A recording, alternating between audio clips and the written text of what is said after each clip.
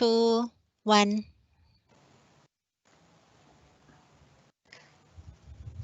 Well, good morning and welcome to the 110th Plant Science Day, our first virtual Plant Science Day.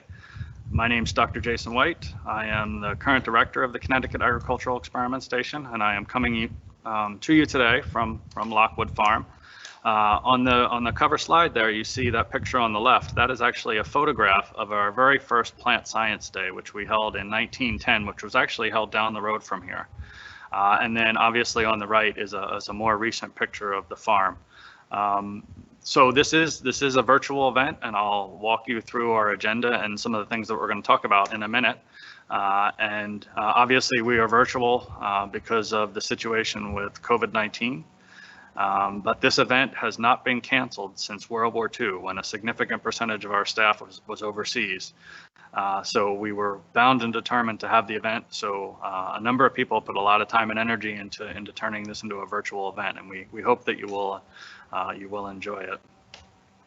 And the added complication, obviously, is the tropical storm that hit yesterday. There's about 600,000 residents in Connecticut without power, including my house, which has 5 teenagers and many dead electronic devices. So, but hopefully we'll have a nice audience, and obviously all this content will be available after the fact. So if we could have the next slide.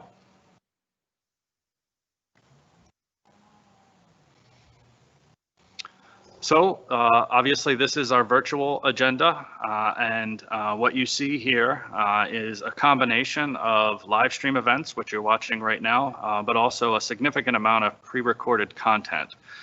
So the day, the Plant Science Day is actually mediated through a platform called the Story Map. I will walk you through how to get to that and how to navigate it in a moment, but you can see the link there. And on that story map are also the links to the live stream event. So if you were to leave this event and then want to come back later, you could do that. But here's our agenda. So let's have the next slide. So to get to our story map, to get to the Plant Science Day 2020 virtual event, you just go to our website, which is listed right there, ct.gov, CAES. And on that front page, you'll see the most popular items. The first link is our Plant Science Day event, which is highlighted. So you can just click that link. And if I could have the next slide, please. Then that'll bring you to this page, which is the Plant Science Day page. There's a number of things there, but obviously the most important for today is our story map, which I've highlighted. So you would click that link, and next page, please. So here is the story map. So for those not familiar with the story map, how this works is it's designed to be scrolled down, and then you come to individual sections or subsections of content, and I'll walk you through some of that. But if you come to this front page and you just scroll down a little bit, you'll see a menu bar. If I could have the next slide. So this menu bar will appear at the bottom, and what you can see is that there are a series of links. So you can get to any of these sections by scrolling down the screen, or you can click the links and you will get there directly.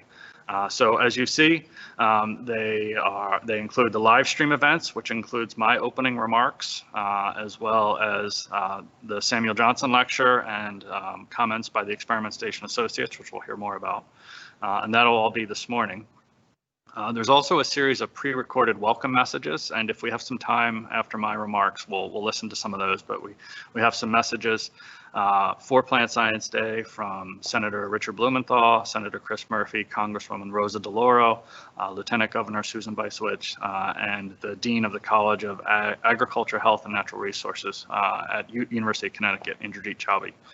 So those will be nice to listen to. We will also be looking at 2 awards. These are awards that are given. The first is the 2020 Century Farm Award, and we're actually going to watch those presentations. We made those presentations on site late last week and have short videos that we've created. And the second one is the Outstanding Young Farmer. Both of those awards are given by the Connecticut Agricultural Information Council. And we will take a look at those because those are very nice. And then, as is usual for our Plant Science Day schedule, we have 3 separate short talks, and those are pre-recorded, and we'll look at those in a second. We have 2 separate technical demonstrations. There's the virtual barn, which is, if you've been to our on-site event, you know that within our barns, each department presents a series of posters on work in the department. So this year it's a virtual barn. Then we have our field plots, Kids Corner, outside exhibitors, and if you click the Q&A, you can actually submit a question and get an answer at any point today. So next slide. So as I mentioned, we have our field plots. So if you click that section or scroll down, what you'll see are there are 37 separate field plots. These would typically be set up out here at Lockwood Farm with me, but obviously they are not.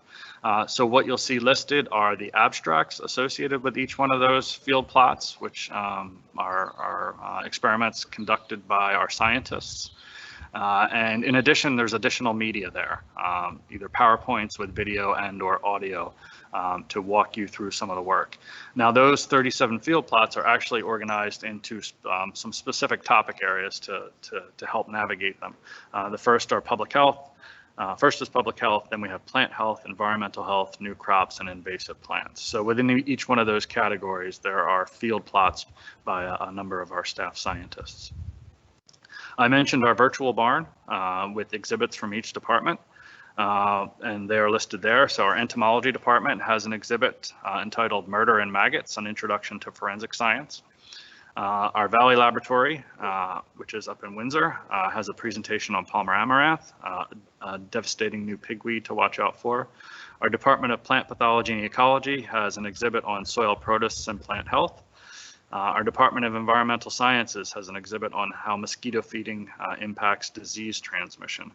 Our Analytical Chemistry Department has an exhibit on food and feed safety investigations and research at the experiment station. And last, Forestry and Horticulture has an exhibit on healthy forests and healthy people. Next slide. So to our awards. So we've created videos for each of these, and we're going to watch them. So first we will have the 2020 Century Farm Award. So this is an award that's given each year. It's presented at Plant Science Day. Again, I mentioned it's presented by the Connecticut Agricultural Information Council, and the Century Farm Award is given to a farm that's been in continuous operation for more than 100 years in Connecticut. So this year's awardee is Fish and Kent Farm in Suffield. And you can see there is a proclamation that is signed by the governor on the left of the slide, and also a plaque that's given on behalf of the Agricultural Information Council. So a number of us traveled to Suffield, Fish and Kent Farm, last week, and we'll watch that video now. On the video is myself, Dr. James Lamondia, who is our department head at the Valley Laboratory, and also the Commissioner of Agriculture, Mr. Bryan Hurlburt, and also Miss Jamie Smith was there to present the award to Andy Fish. So if we can cue up the video, it's about 5 minutes, and we will watch that.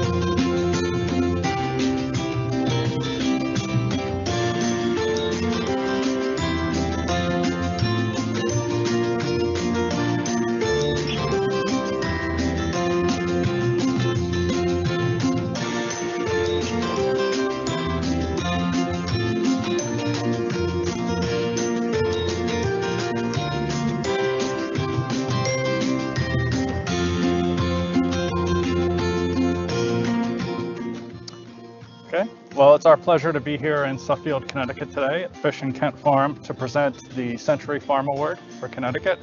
This is an award that goes to a farm that's been in continuous operation for 100 years. And so we have a proclamation from the governor, which I'm going to read, and then we also have a nice plaque, which we will present as well.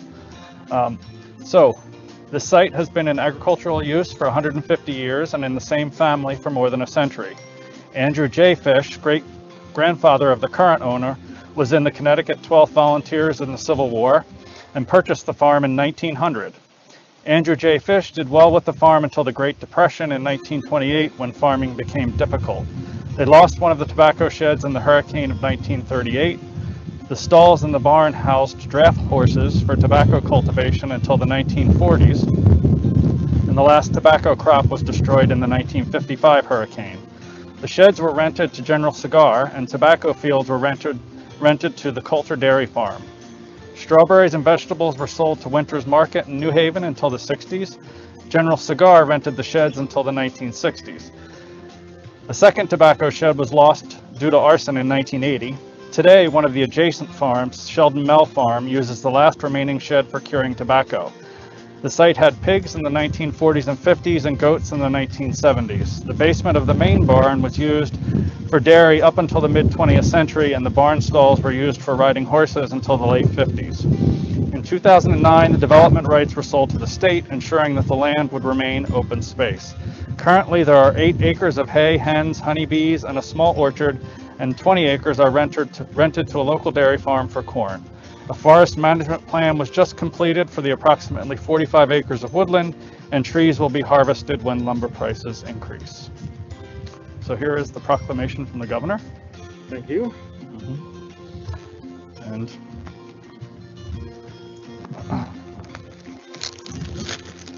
here is the plaque. That's nice. And heavy. Thank you very much. And heavy.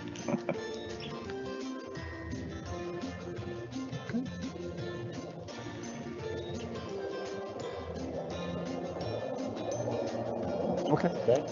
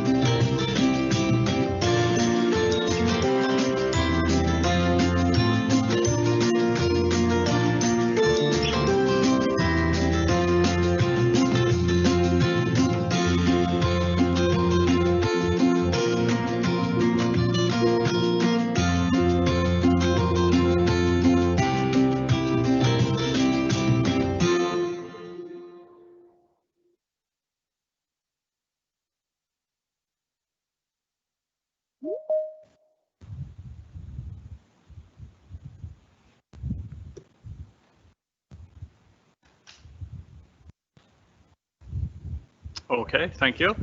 So that was the Century Farm Award. Our second award is for the Outstanding Young Farmer. If we can have the next slide.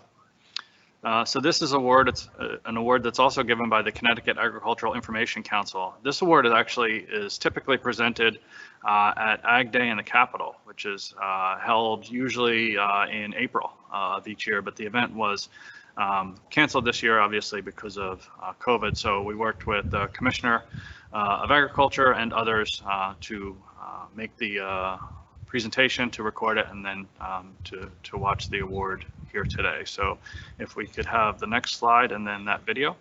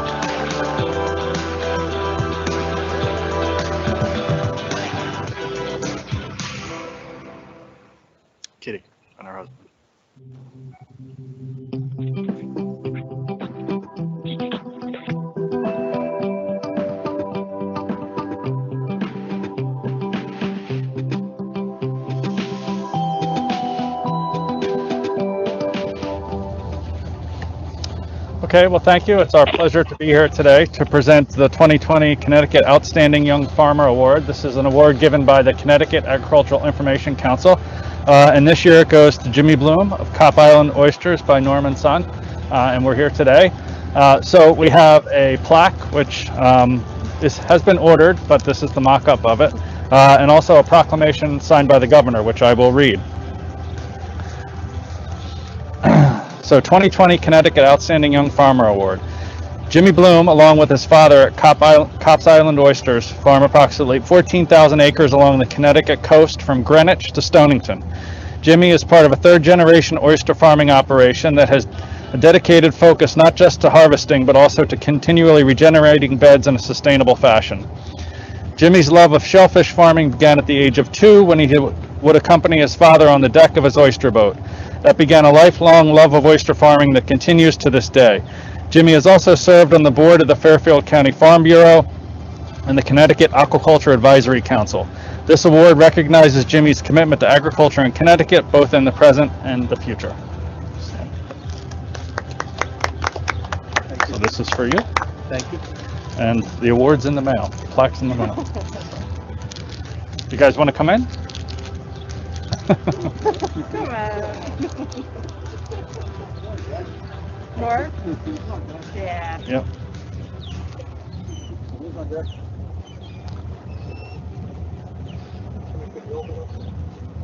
Want to open it? Yeah. There you go.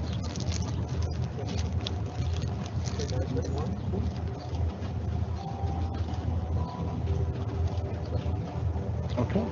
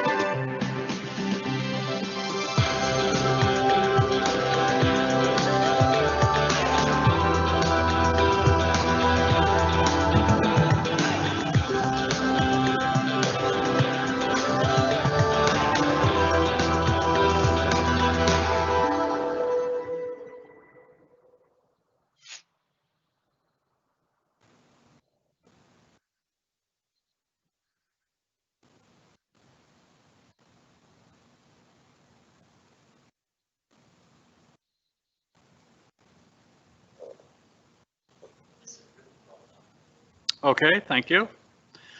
So if we could have the next slide. So here was the slide for the Outstanding Young Farmer. As you saw, it was Jimmy Bloom of Cops Island Oysters by Norman Son in Norwalk. This is also notable because this is the first time the Outstanding Young Farmer Award has been given to somebody working in aquaculture. So if we could have the next slide. So here are some other events that are going to happen after I am done with my opening remarks. Mr. Skip Hobbs, who is president of the Experiment Station Associates, will be making some comments approximately 11:05. This will also be live via Microsoft Teams, so you can actually just keep watching this, or if you leave and then come back, it would be the link for the live stream event is right at the top of that story map. And one of the things he will be discussing is that the Experiment Station Associates actually has given an award in the amount of $8,000 to fund a summer research assistant. So Dr. Jatindra Aluk is there on the right of that photograph. He's one of our scientists up at our Valley Laboratory, and Miss Emily Syme is on the left. She's a rising sophomore majoring in sustainable plant and soil systems at UConn. and they're working on Palmer amaranth, which is one of the things that you will hear about today in multiple places. So if I could have the next slide. And then at 11:15, we will have the Samuel W. Johnson Memorial Lecture. As mentioned, this will be from the Connecticut Commissioner of Agriculture, Mr. Bryan Hurlburt, and this will also be by Microsoft Teams. One thing that we would like to mention is that we typically give an honorarium in the amount of $500 for our Samuel Johnson Memorial Lecture, but because the Commissioner of Agriculture is an employee of the state, just like many of us are, he actually cannot accept that award, so we are donating $500 in his name to the Connecticut Food Bank.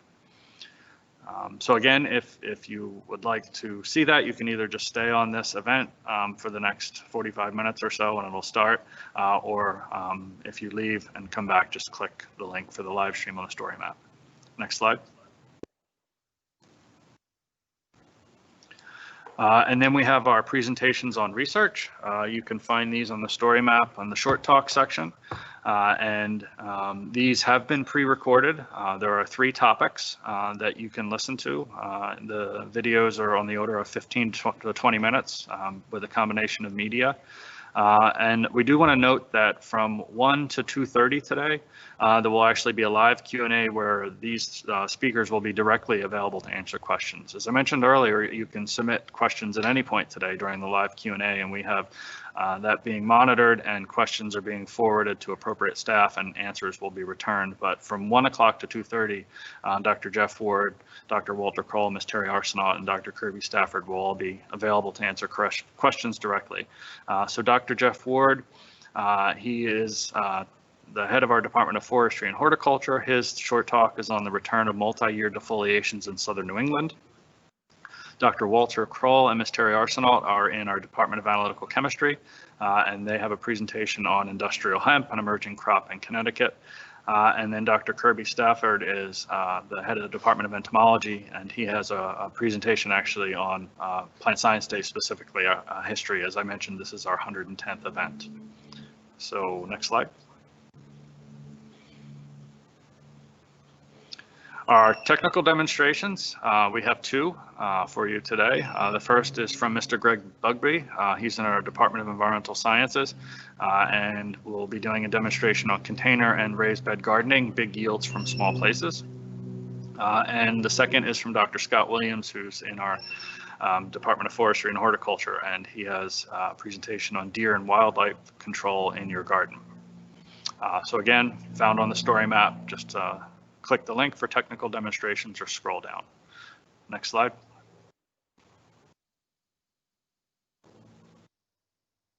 So one of the things that is historically done by the director at Plant Science Day is an update on activities. So I would like to take a few minutes and do that. And obviously the first update is that our former director, Dr. Theodore Andreatis, is now emeritus director. He retired from state service on April 1st, 2020, after 40 years of working for the state. And I was appointed by the CAS Board of Control to take over as director on April 1st. So I am not new to the experiment station. I've worked here since 1997. My background, I have a PhD in environmental toxicology. I ran the analytical chemistry department from 2009 to 2020, and I was vice director for TED from 2013 to 2020. Next slide. So continuing with the update, obviously, first and foremost is how agency operations have been impacted by COVID-19, and the impact has been significant. On March 23rd, the agency classified about 80% of the workforce to work from home. That being said, all of our diagnostic, regulatory, and public health programs remained open the entire time and are still currently operational. Although there are COVID-19 plans in place for things like social distancing and PPE use. But the tick testing laboratory has been open the whole time. In terms of diagnostic offices, our plant disease and insect inquiry offices, we've implemented systems where there's no direct contact, but samples can be dropped off and then analyzed, and then results are sent out. for example, our mosquito virus surveillance program, we actually moved that into our public auditorium, which seats about 120 people. So we're making use of that space for laboratory right now.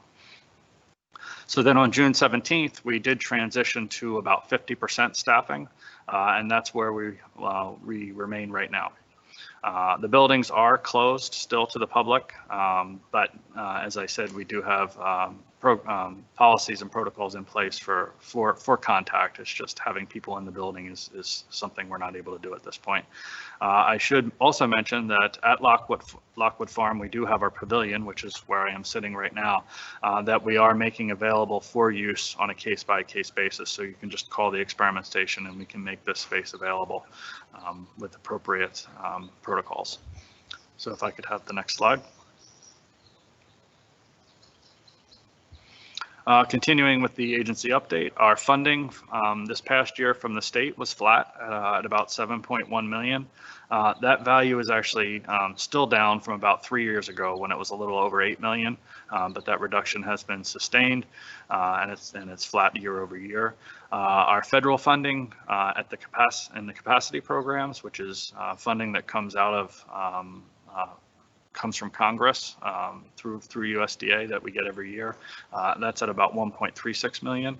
And then federal competitive funding. So this is funding that our scientists actively pursue. It's competitive, so they submit proposals that are judged against proposals from other universities. And we've been quite successful in the last year, bringing in about 2.24 million in competitive funds. In terms of construction projects, we have 2 that we're working on. Ted mentioned this last year. If you remember, we're working on renovating our Valley Laboratory, which originally was an $11.5 million project, but there have been a number of delays that were unavoidable. And as a result, the cost has gone up significantly. So we are working to secure those funds with the administration and the legislature. The structure there was actually built in 1940 and has not been renovated since. So it is in significant need of repair. And you can see the structure as it currently sits on the top photograph there on the right. And then the design, as you can see, is below it. So the existing structure would be completely renovated and then new construction on the back. For state-of-the-art laboratories to support, for example, things like molecular scale work. And then we have a greenhouse project at New Haven. We have acquired funding from a number of sources to construct a state-of-the-art greenhouse on our New Haven campus at about a cost of about $500,000. The project is with construction services and is ready to go to bid, so we're excited to have that begin. Next slide.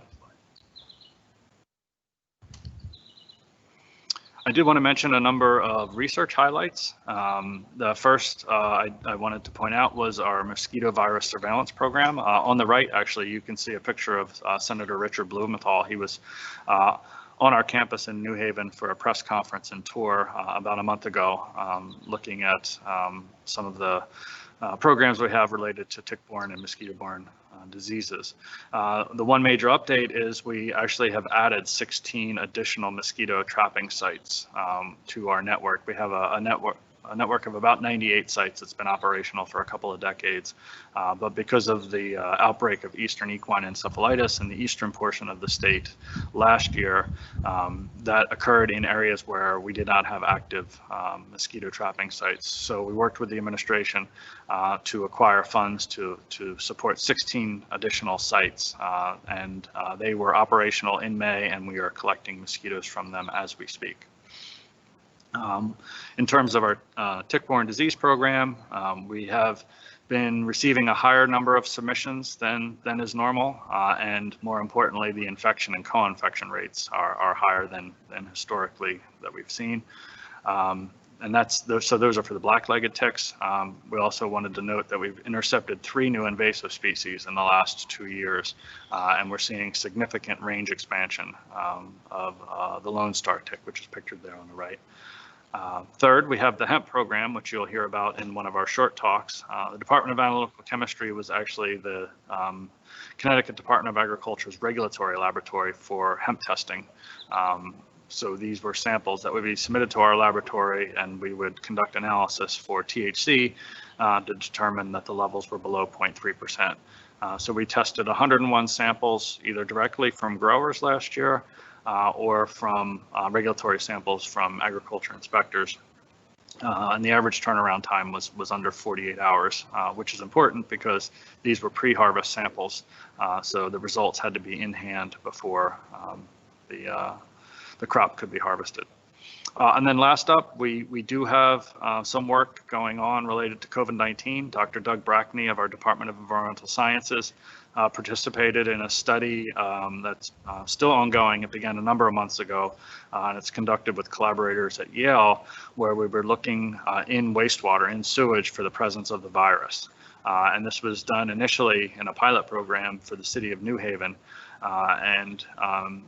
And importantly, what was discovered is that the numbers of the levels of virus in the sewage were actually a 3 to 7 day leading indicator for both hospitalizations and deaths.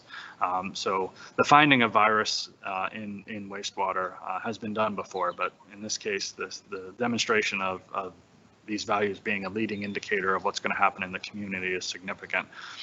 So Yale, the experiment station, and the administration actually worked to acquire additional funding from CDC. And in the coming weeks, this program is going to be expanded from New Haven to a number of other cities. Next slide.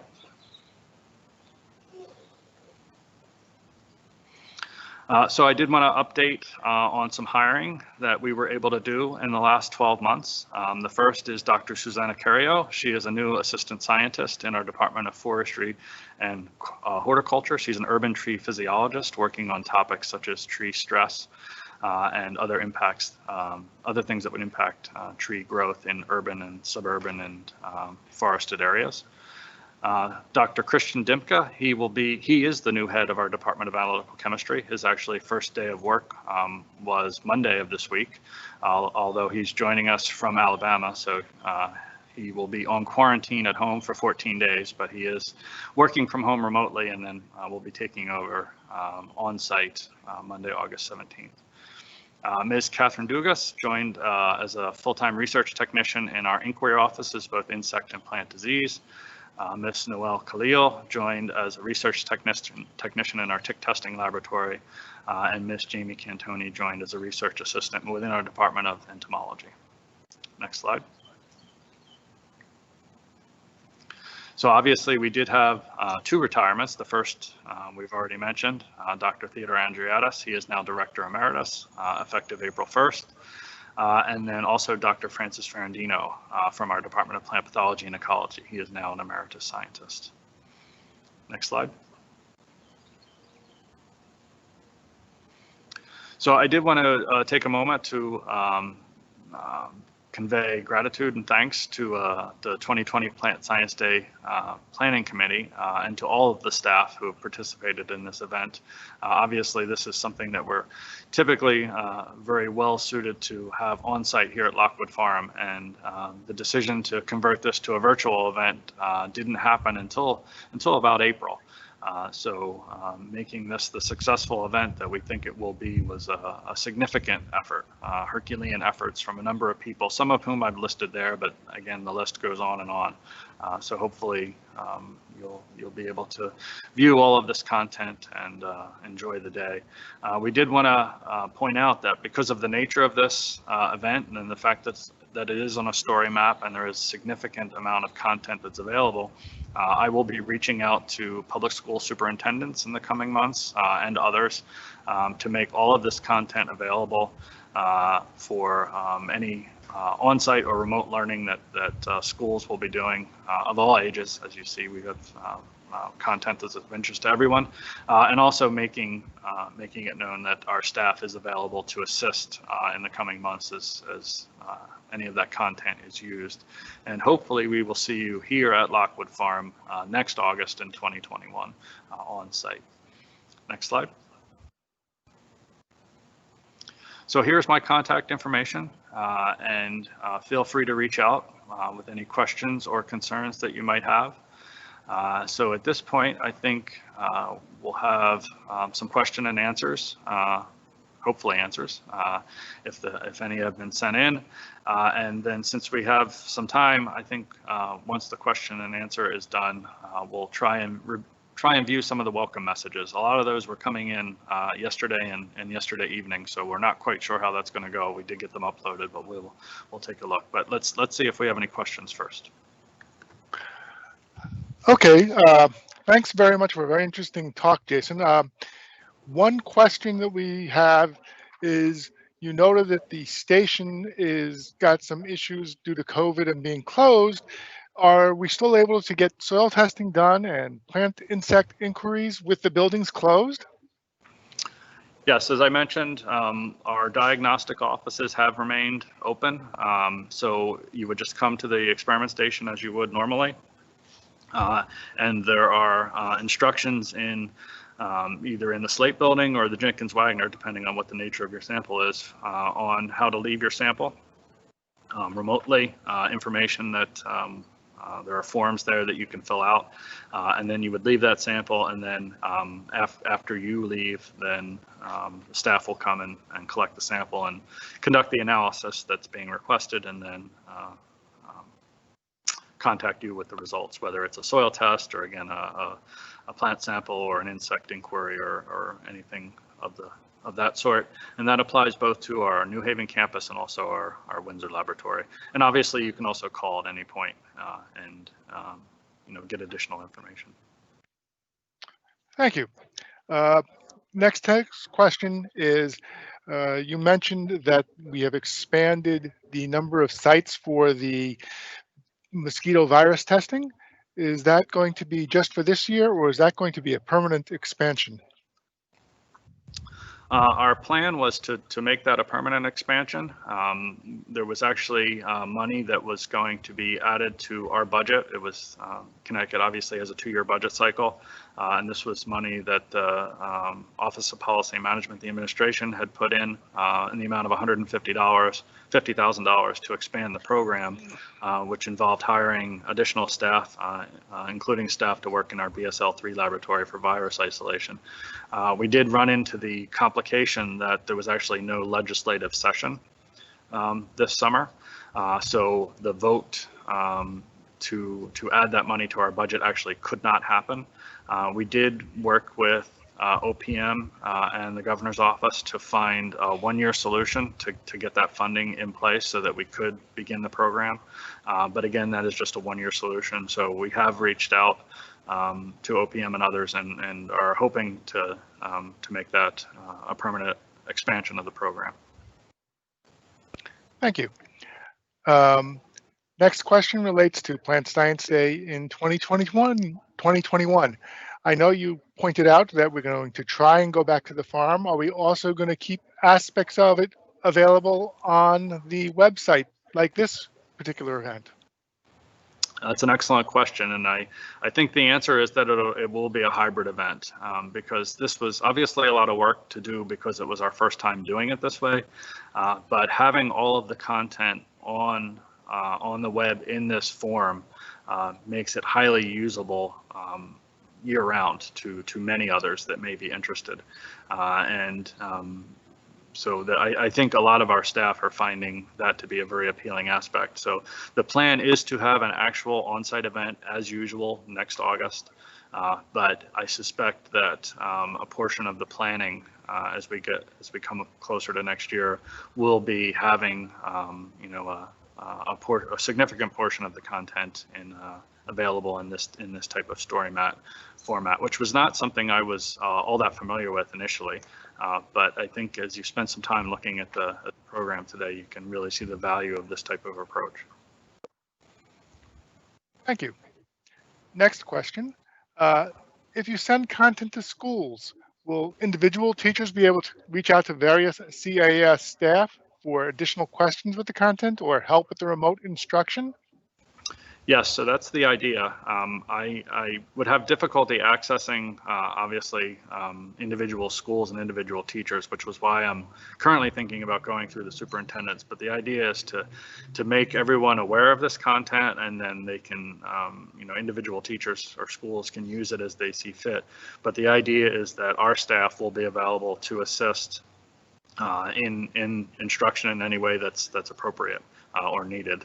That's one of our mandates, is to bring science to society. And I think, although COVID has created significant negative impacts, I think this is one change that I think that can be positive. Thank you.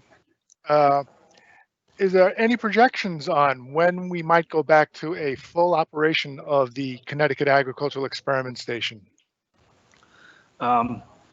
So we do not have any indications on when that will be.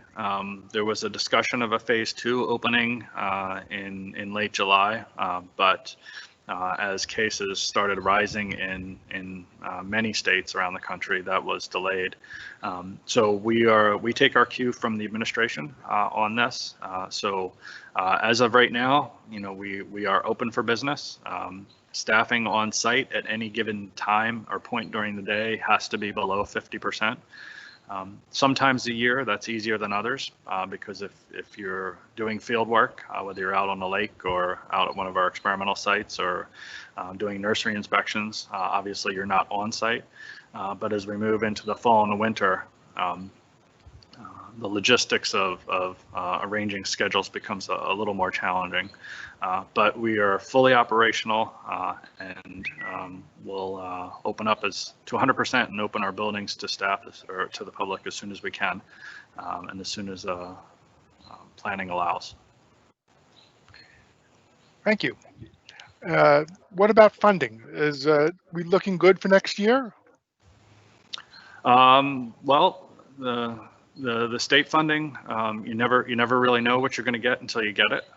So the agency will be submitting its budget request for the next 2-year budget by September 1st, and then the governor's budget actually comes out in February, and then obviously it goes through the legislature. But we're confident that all of our programs will be funded, and that given the value of what we do, and one of the things that has been noted about the experiment station is how much we were able to do with a reasonable or modest amount of resources that we receive.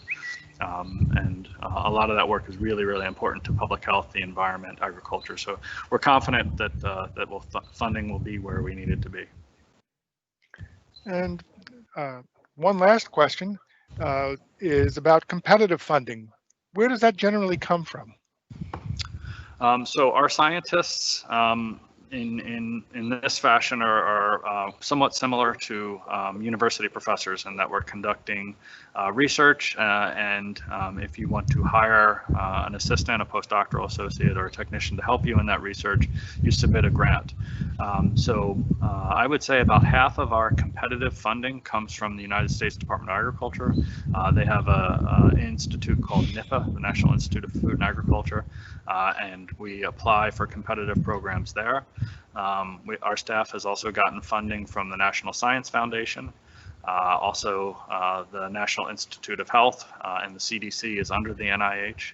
And we also have a modest amount of funding, competitive funding, that we get from industry and other foundation type organizations. But most of the competitive funding does come from these federal agencies. Well, thank you very much, Dr. White. I believe that is all the questions we have at this time. So perhaps we should run the welcome messages that came in from our various Congress people. Yeah, so we have about 15 minutes. So we're gonna watch these videos. So we'll watch them in sequence. They're relatively short. Each one is 1 to 2 minutes. As I noted, these were coming in late in the game. So we'll see how this goes. But let's watch those. Senators Blumenthal and Murphy, Congresswoman Rosa DeLauro, and Lieutenant Governor Susan Bysowitz, and the Dean of the College of Ag, Health and Natural Resources, Indrajit Chaubey. And then once we're done with those videos, next up on the agenda will be Mr. Skip Hobbs, who will be presenting remotely. So hopefully we'll be able to connect with him. And then after that will be the Commissioner of Agriculture. Hi, everyone. I'm United States Senator Richard Blumenthal, and I'm really proud and excited to be with you for the 110th Plant Science Day. This year is different from all of the others since World War II because we are together virtually, not in person. But this event is no less meaningful because we're doing it remotely. It is, in fact, a reminder of how much science and technology can accomplish. Science has been very much at the forefront of our minds due to the pandemic. Connecticut scientists have been at the forefront of developing vaccines and treatments that will be necessary to conquer this insidious, deadly disease. You're participating in an event that is meaningful for the education and inspiration it will give you, but also for the future, because we are counting on you to be the source of new ideas and innovation that will help us solve the scientific challenges of today and tomorrow, whether it's climate change or invasive species or the world's food supply. So thank you for being with us today. Thank you for including me, and have a wonderful 110th Plant Science event.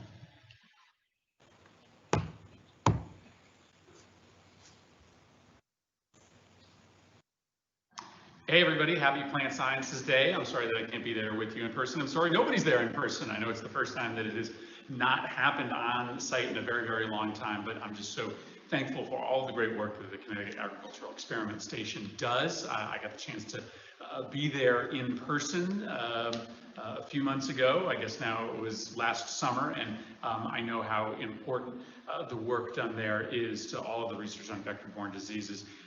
And I'm just excited that you're going to have the opportunity to interact with scientists and academics and folks who can really help understand how important our ecosystems and the maintenance and health of our ecosystems in Connecticut are to the future of our state. And so have a great day. I hope you'll learn a lot. And I will say specifically as the parent of a science crazy middle schooler, I know what a big deal it is when a big time research institution like this opens its doors to folks who have maybe had no opportunity to have that kind of access or interaction in the past. So thank you for doing it.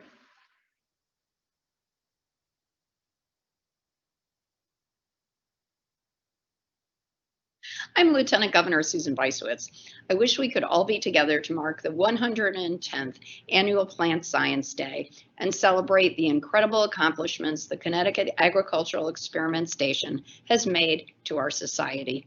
The Connecticut Agricultural Experiment Station, the first agricultural experiment station in the United States, has been at the forefront of addressing the various challenges our residents face every day. Since its establishment in 1875, the Agricultural Experiment Station has remained a leader and has made significant contributions to agricultural development right here in Connecticut and across the country. From the station's mosquito research and tracking programs on West Nile and Triple E to developments in pest control and soil and water improvement, Connecticut has led the country in developing, advancing, and distributing scientific knowledge. For 145 years, our Agricultural Experiment Station has worked tirelessly to protect public health, address climate change, and improve environmental quality with cutting-edge science and agriculture. It's now up to all of us to encourage the next generation of environmental leaders to pursue a career in plant science, agriculture, or forestry, so Connecticut can continue its legacy as a leader of agricultural development. While we all can't be together to celebrate the 110th Annual Plant Science Day, I look forward to marking this important day and recognizing all of the amazing accomplishments of our scientists and farmers next year. Thank you so much.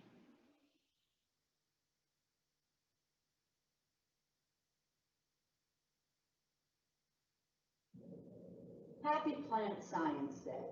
I am so pleased to be with you all to celebrate the 110th Plant Science Day. As I understand it, this event has not been canceled since World War II. And though we continue our efforts to combat the COVID-19 pandemic, I am thrilled to know that you have not let it slow you down. Even virtually, this annual event is a wonderful reminder of the remarkable work being done at the Connecticut Agricultural Experiment Station. A special thank you to Dr. Jason White, the newest director of the Ag Experiment Station, for inviting me to join you today. As most of you know, I have a unique relationship with the Ag Experiment Station, having been a neighbor for so many years. I have and I continue to be in awe of the incredible work that you do. From the development of hybrid corn to the study and discovery of new vitamins and amino acids to the connection between Lyme disease and ticks, the Connecticut Agricultural Experiment Station has always been at the forefront of science, making discoveries that positively impact the lives of our community and its scientists, farmers, and researchers across the country. Today represents the real potential scientific inquiry has to expand and improve our agriculture, food safety, environment, and public health. This is also a wonderful opportunity for children to learn more about agriculture and our environment. Though we cannot be at our beloved Lockwood Farm today, it is fitting to take a moment to remember William Raymond Lockwood, who willed the land to the Connecticut Agricultural Experiment Station for, and I quote, the promotion of agriculture by scientific investigation and experiment, and by diffusing knowledge of the practical results. From the presentation of the Century Farm and the Outstanding Young Farmer Awards to the Samuel J. Johnson Memorial Lecture given by Commissioner Bryan Hurlburt. From the presentations on the unique research projects currently underway to the virtual tours and demonstrations, this year's Plant Science Day represents the best of the past, present, and future of Connecticut agriculture. Enjoy the day, and thank you once again to the Connecticut Agricultural Experiment Station for another wonderful year of informative, interactive, and fun for our entire community. Thank you, and be safe.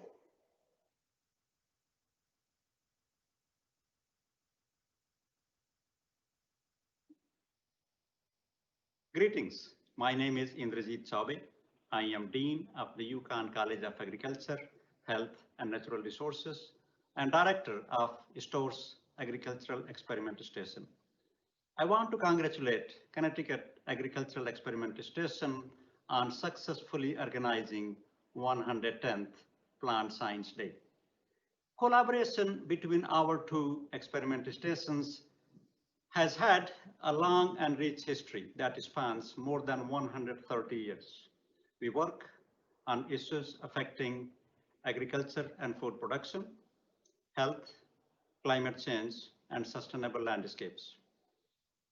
And in the recent past, our collaborations have increased. For example, many of the scientists from Connecticut Experiment Station are now adjunct faculty in the Department of Plant Sciences and Landscape Architecture. These collaborations enable us to find new synergies and to work together to address complex issues that our Connecticut stakeholders face. I want to thank Dr. Jason White for giving me this opportunity to bring my greetings to you. Congratulations again on this 110th Plant Science Day. Thank you.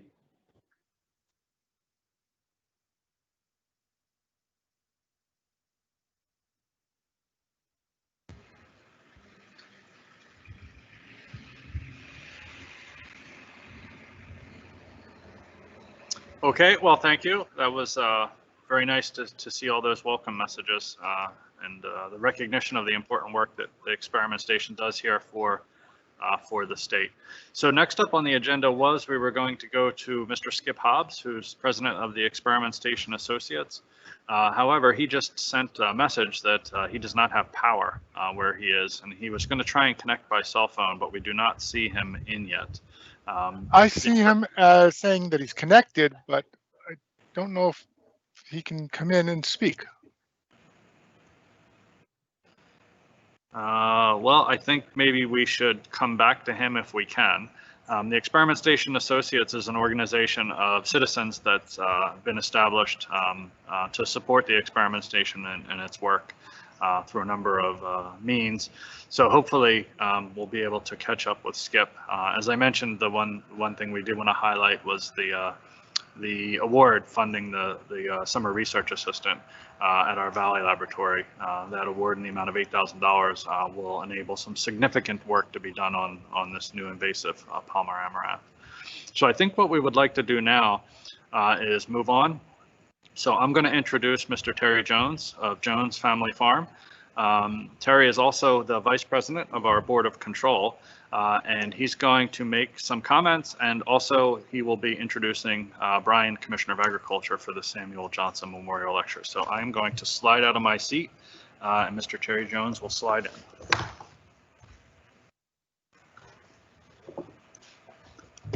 Thank you, Jason.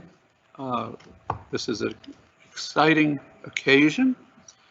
I have to say, when I drove in and looked at the beautiful pavilion here and the farm grounds, and only Jason and Wade Elmer sitting in the pavilion, it was truly surreal.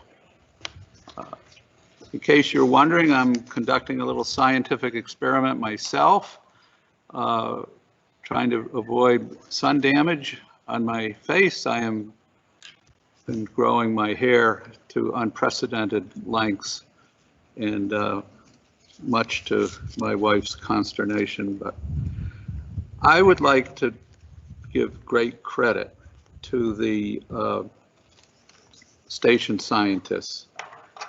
I applaud the can-do spirit of CIES scientists who, through modern technology, are now sharing their work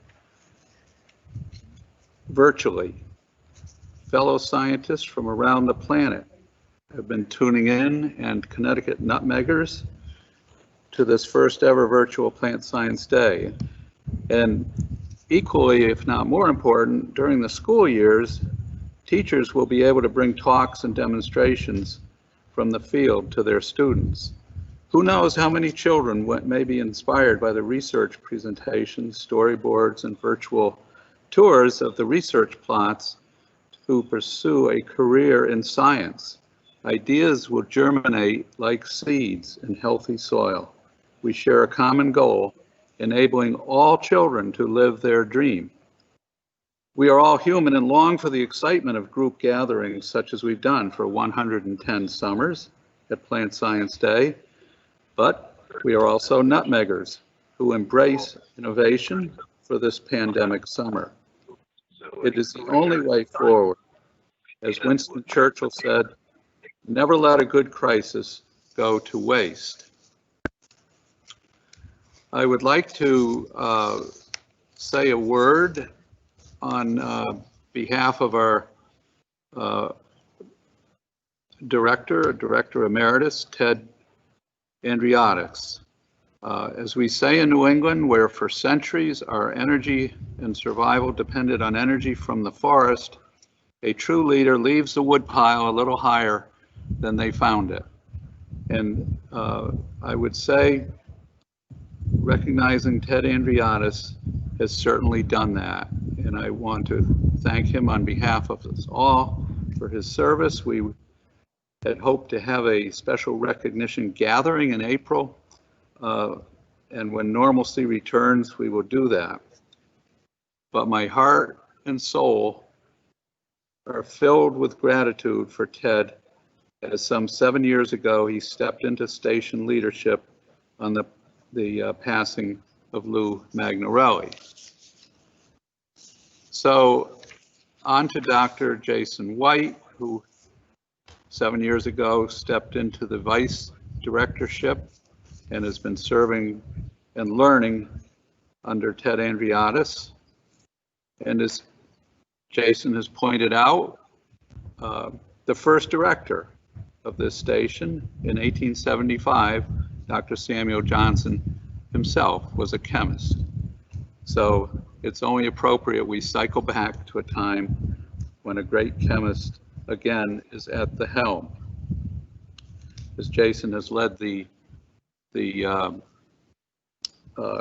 analytical chemistry department for many years, and he's often running to lead our station with vision and energy.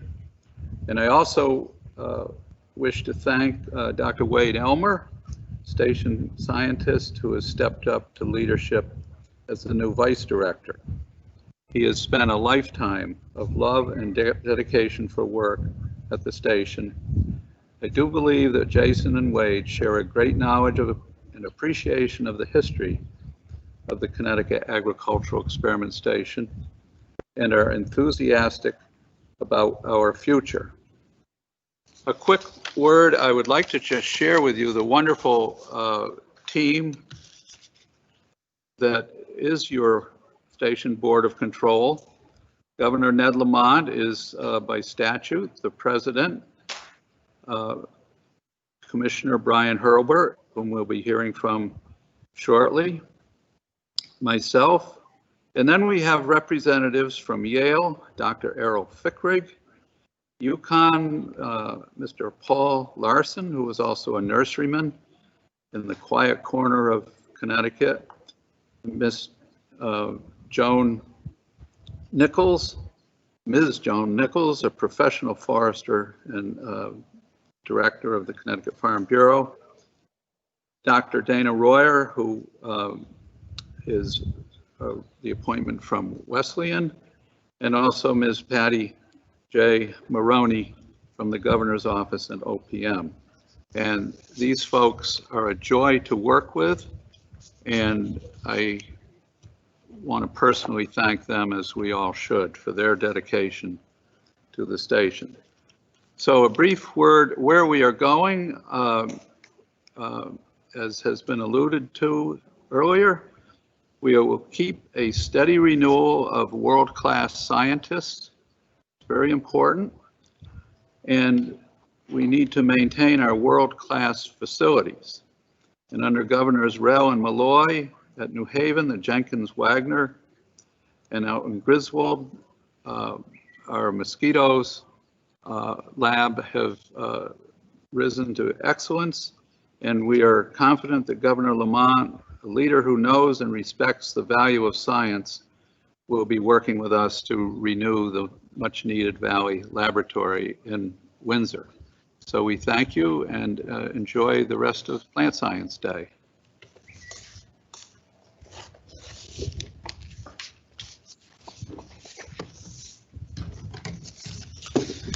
Thank you, Terry. So I actually just received a message that Skip Hobbs was able to get in. So we can switch to him very quickly, maybe, and then we'll go to the commissioner for the Samuel Johnson Memorial Lecture, if that's possible.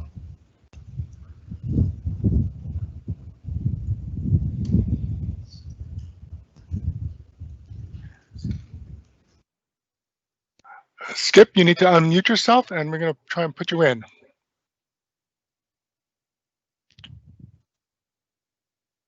Or just unmute yourself and speak.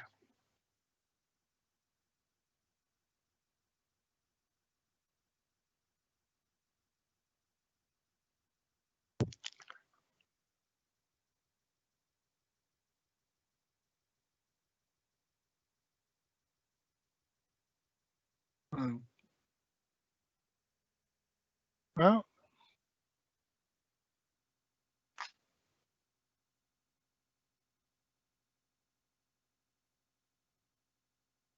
I don't believe we're able to get Skip up.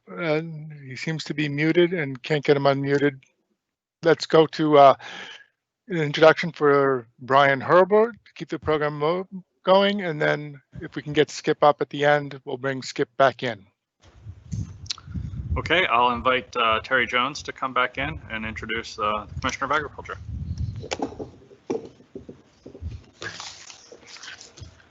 Thank you, Jason. It is a great joy to introduce Mr. Bryan Hurlburt, our Commissioner of Ag under Governor Lamont. He's Connecticut grown, has attended and is a product of University of Connecticut. He served in our General Assembly for 6 years, representing the great cities of Ashford, Towand, and Willington. But seriously, he accomplished a great deal and was very much involved with the Dairy Sustainability Program legislation, which was a coalition of rural and urban legislators and the governor. And it was a bipartisan solution to support dairy operations. President Obama reached out, and Bryan Hurlburt stepped up to become state director of the Farm Service Agency, and then had a great contribution as senior vice president of program operations at Wholesome Wave in Bridgeport, a great organization. He served as the executive director of Connecticut Farm Bureau before Governor Lamont reached out and appointed him to the Commissioner of Agriculture. I was on the phone with Commissioner Herbert 2 weeks ago, and my son walked by and I said, "Do you have any messages for the commissioner?" And he said, "Yeah." He said simply two things: send rain, because we were really suffering on the farm from drought. Well, the evening wore on. The radar, which had promised us some rain, the green and orange faded. But then about 9 that evening, a clap of thunder, and rain began training from a series of small thunderstorms to our west, all the way to the Connecticut border. And we received 1 1/3 inches of just incredibly needed rain. And I texted the commissioner that we were going to vote him into the Farms Hall of Fame. And he quipped back, "Well, all you had to do was ask." But anyway, we are greatly blessed to have the commissioner with us, and his penchant for serving Connecticut agriculture and stepping up during the pandemic to help distribute food from our farms to the much needy families, particularly in the cities. So I think I'm passing the torch to Bryan. Well, thank you, Terry, for those kind words and the introduction.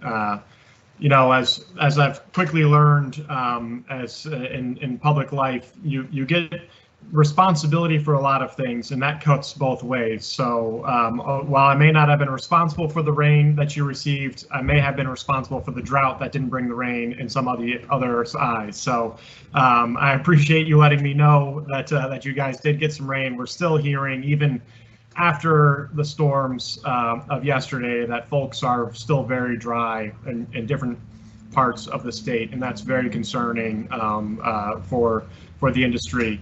I chose to focus on our COVID response for today's conversation, and I'm sure a lot of people have COVID fatigue, and that's real, and I completely get it, but I'm really proud of what the agency has done and what our agricultural producers, trade organizations, partners, nonprofits have been able to accomplish over the past essentially 5 months that we've been dealing with COVID. And I think while we're certainly not in a post-COVID world yet, but I do think we are in a place that we can stop and have a little bit of reflection as to what has happened, where have we been, and also what should we thinking about as to where we should be going.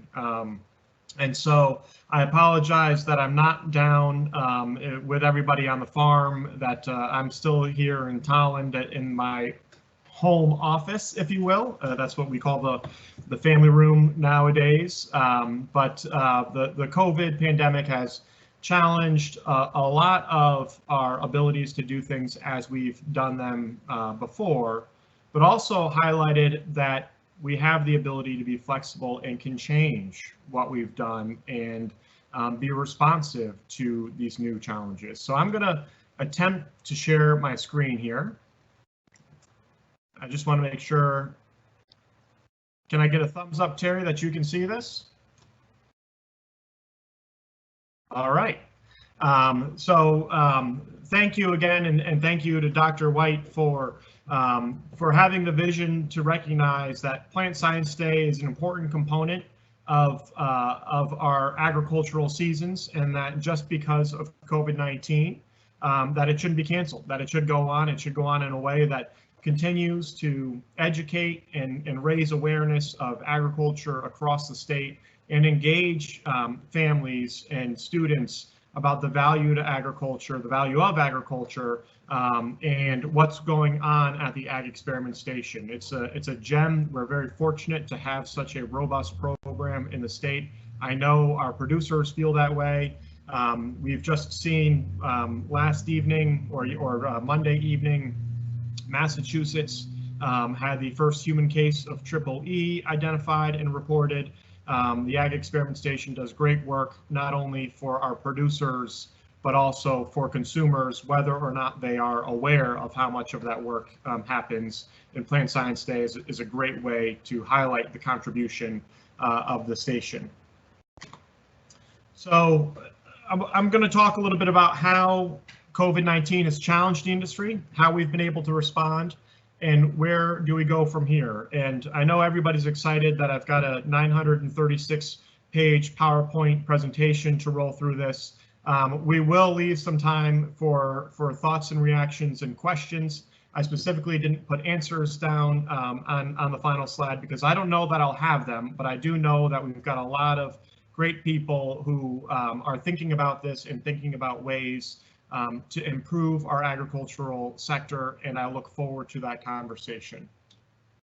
So I wanted to start back at the very beginning because this really seems like ancient history to many of us, because it seems like it was so long ago and so much has happened.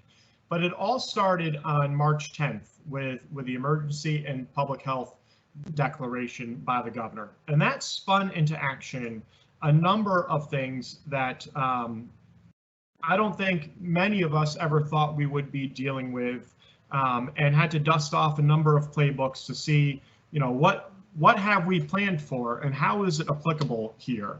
And so at the department, we started in great detail a continuing operations plan. Our continuing operations plans really were designed for snowstorms and for hurricanes and tropical storms like we saw yesterday.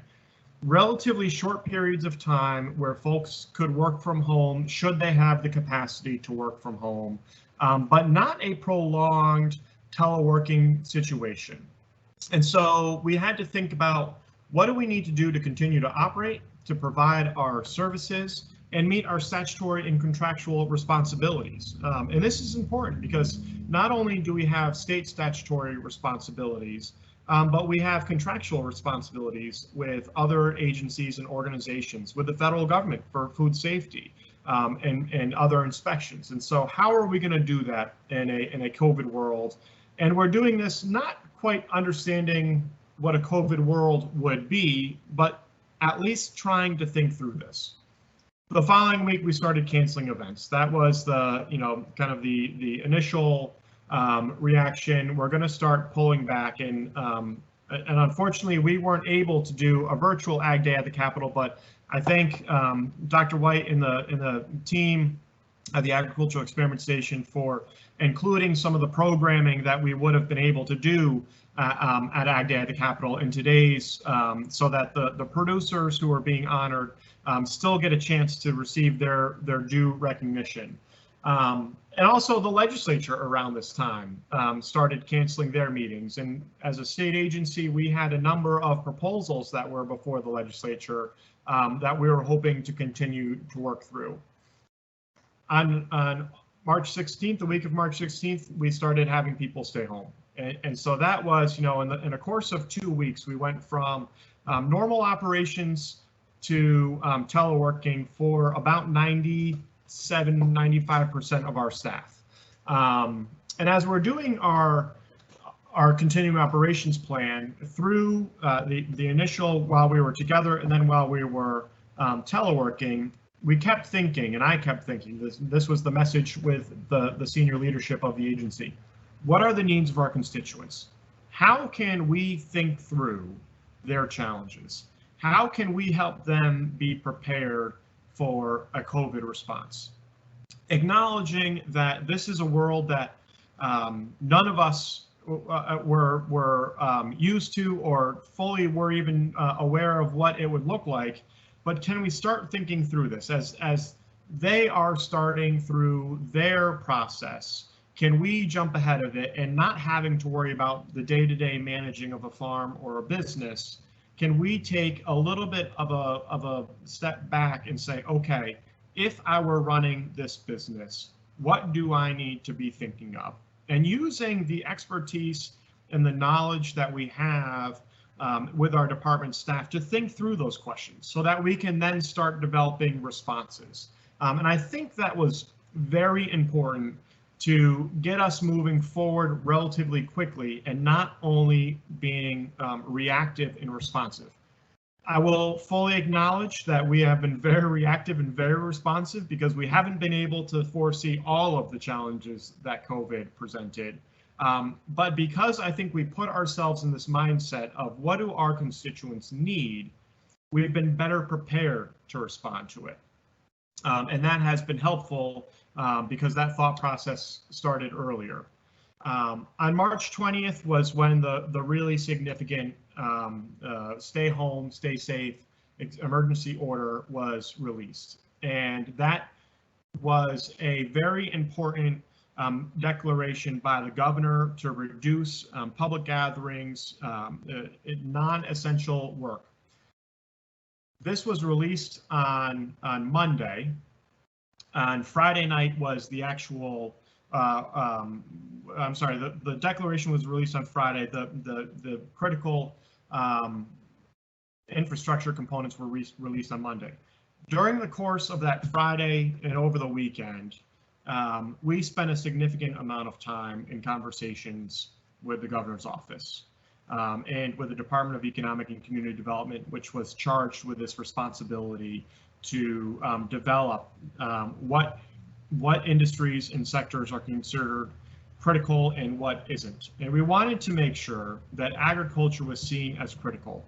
And so we took a lot of time to educate folks who don't have an agricultural background or an understanding of what the needs are for on-farm businesses that need to be considered.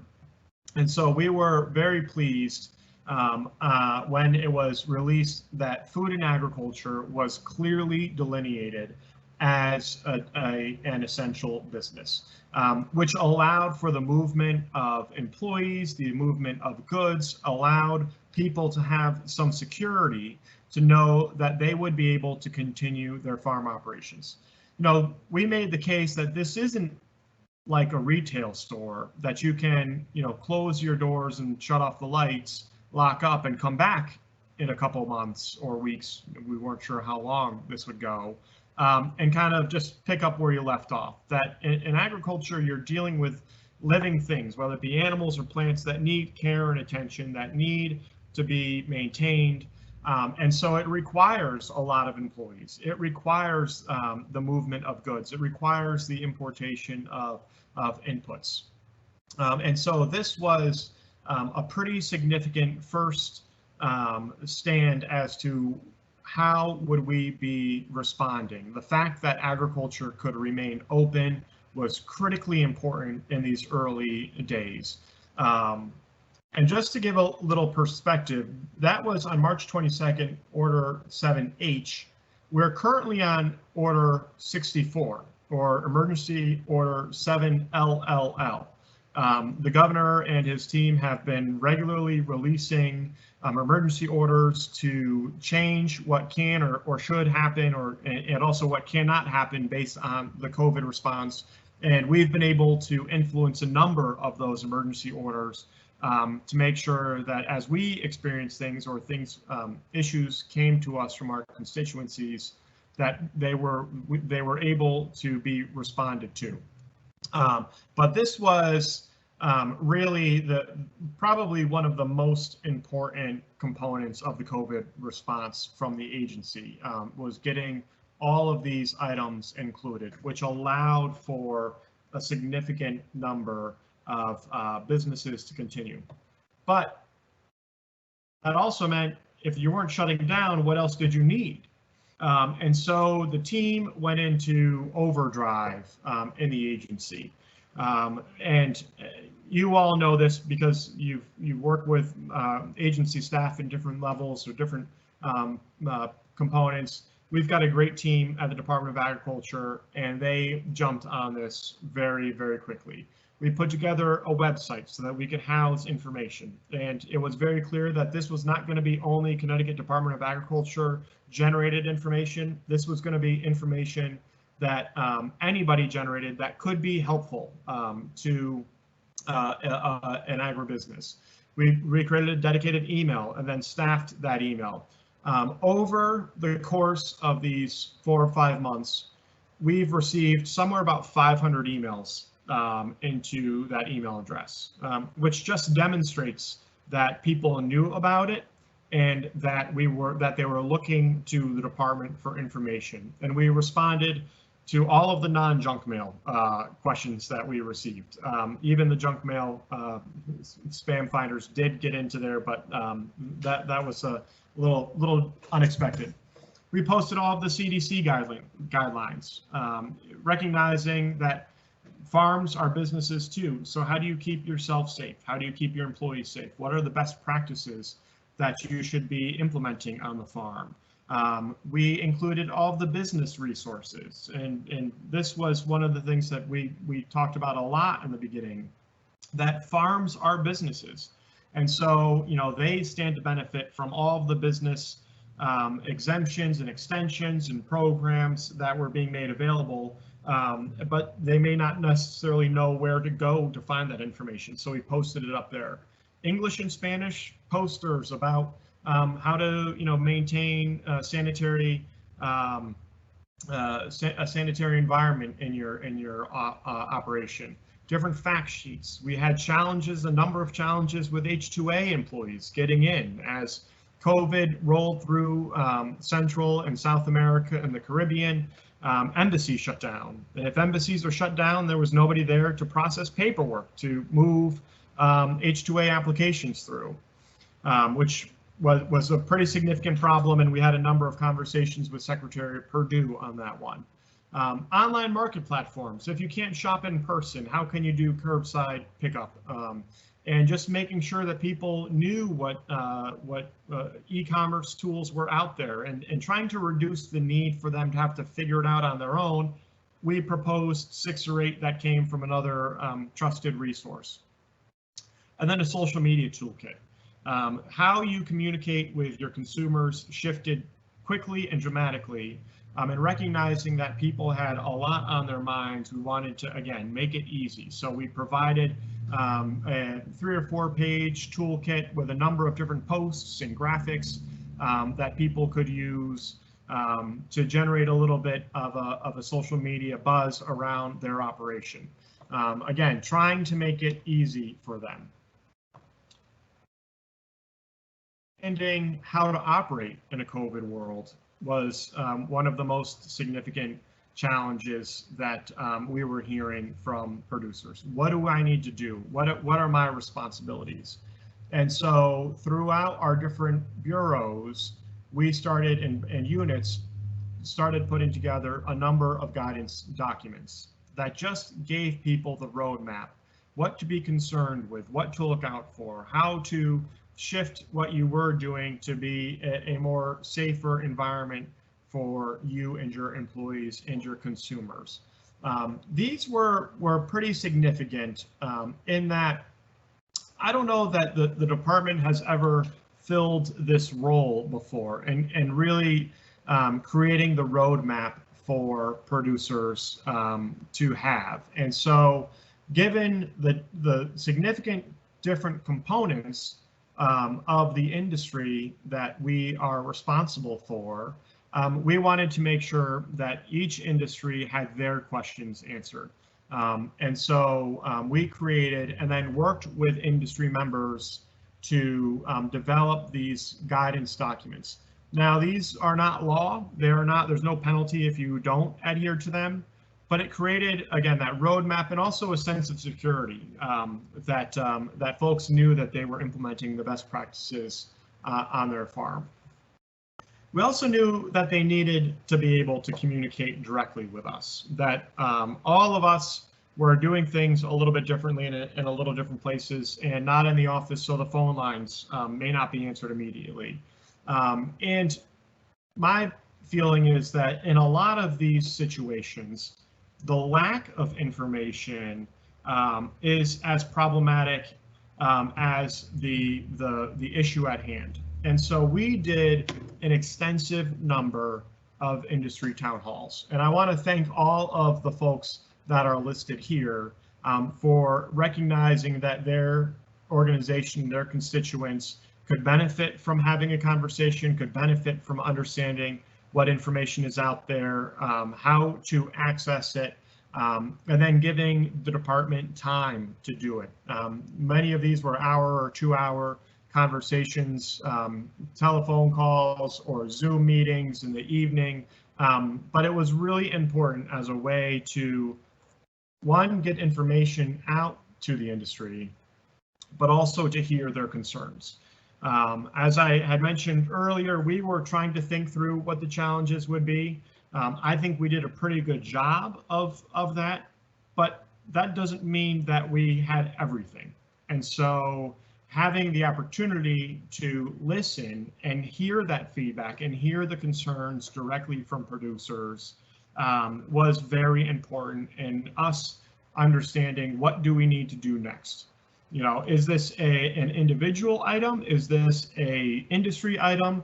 How do we move it forward? And so these town halls became a tremendous opportunity for communication. And, you know, without having the ability to do in-person meetings, you know, in the course of 3 or 4 months, I would have, or the department would have likely had an in-person conversation with many of these organizations. But we didn't have that luxury and we didn't have the time to wait for the next regularly scheduled event. And so we were very flexible in putting these together. And again, I really want to highlight the organizations that stepped up to host these, to get the message out, to promote them as a way to engage consumers. And the last one I want to highlight on here is the Farmworker Safety. We have done just a tremendous job in Connecticut with our COVID response as a state. Our positive rates are very low, some of the best in the nation. Our citizens are stepping up and wearing their masks. They're taking the appropriate precautions. They continue to telework. They avoid mass gatherings. These are all critically important. And the governor has identified communities that we want to make sure that we target next to get tested, to make sure that we are being preventative as possible, but also responsive as possible. And over the past few weeks, we've had 2 farm worker safety programs with the federally qualified health centers, Hartford Healthcare, the University of Connecticut Health Center, to talk about the importance of getting your employees tested. I will say, you know, this was not something that we had spent a lot of time on outside of the initial response, but as I was talking to some of our producers, one farm in particular stood out. They told me that they had 4 COVID positives on the farm within their employees. None of them were congregately housed. One of them, out of an abundance of precaution and following the guidelines that the governor had set forward, was returning from California, and one got tested upon his return to Connecticut. He was asymptomatic, but he thought that it was good, and his employer reaffirmed that this was the right thing to do. that employee was COVID positive. And so an asymptomatic employee was, did the right thing by getting tested and preventing the spread of COVID into a new community. And so if people have questions about farm worker safety, we'll be releasing an FAQ very shortly, if not already on our website. I encourage you to take a look at it and share it with any organizations that you work with, because this is a critical component in keeping those numbers down. We also really engaged our federal delegation. They had a number of questions about the response in Connecticut. And given the size of the disruption and that it wasn't Connecticut specific, this really did require a national response. And so I give kudos to our delegation for stepping up. They asked about PPP. They took the information. They were sending letters to their colleagues. They were sending letters to Secretary Perdue. They were fully engaged with how the USDA and other federal organizations needed to respond to agriculture, that agriculture is a business, so it should be eligible for PPP or EIDL, which the Paycheck Protection Program, or the Emergency Impact Disaster loans. There were significant challenges within those spaces, and they were able to work through them. On the Corona or the COVID Food Assistance Program, getting information out there, asking what are we hearing in Connecticut, how can we influence that for a direct response from USDA. How much do we need? What's the size of the impact? And I've got the next slide will demonstrate some more information on CFAP, but there was almost a $5.5 million total that Connecticut producers received to offset losses due to COVID-19. And that's a significant amount of money that I would think we'd be hard pressed to find independently in the state for any individual sector of the economy. We're still working on aquaculture.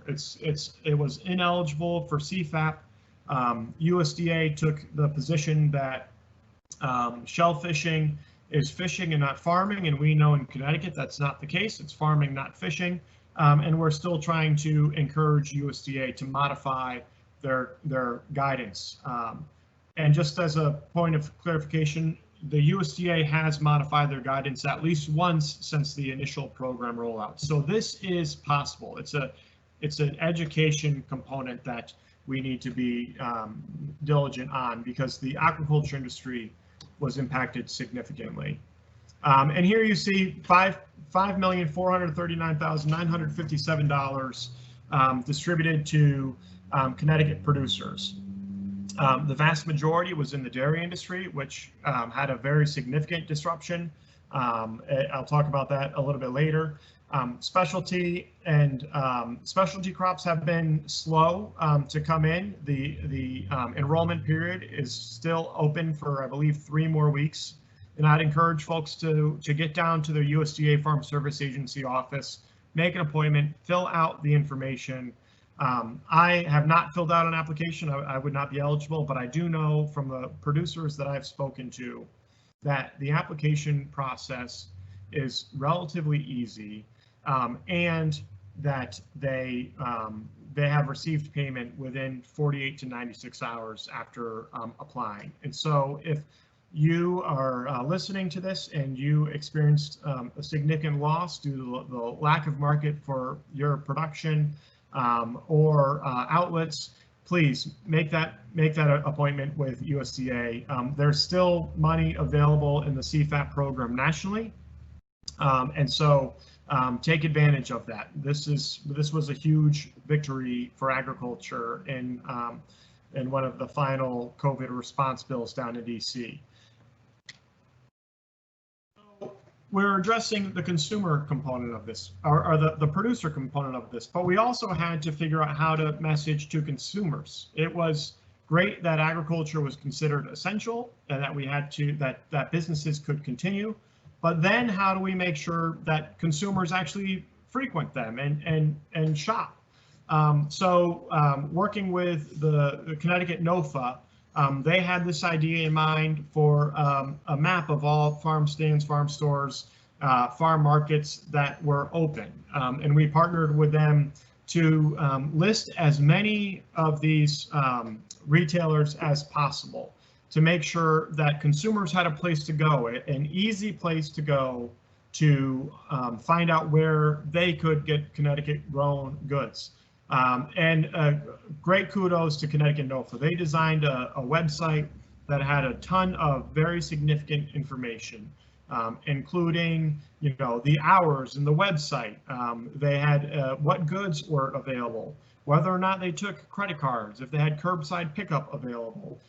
For families that are on SNAP benefits, they listed whether or not they had EBT readers, or if they had SNAP doubling programs. You know, these are critical components for consumers to know before they go there.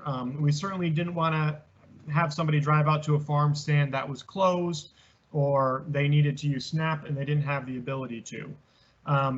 We reiterated the CDC guidelines about what measures were being taken by farmers, and that's, you know, the number of guidance documents that we proposed were key to let people know that we have helped farms understand their responsibilities and create a safe environment.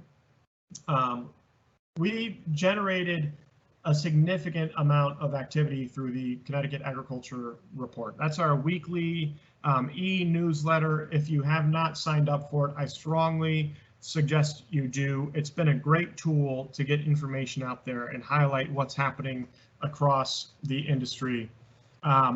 In the first month of the COVID response, we had over 1,000 new subscribers to the Ag Report, which is pretty significant considering we only had 2,500 going into COVID.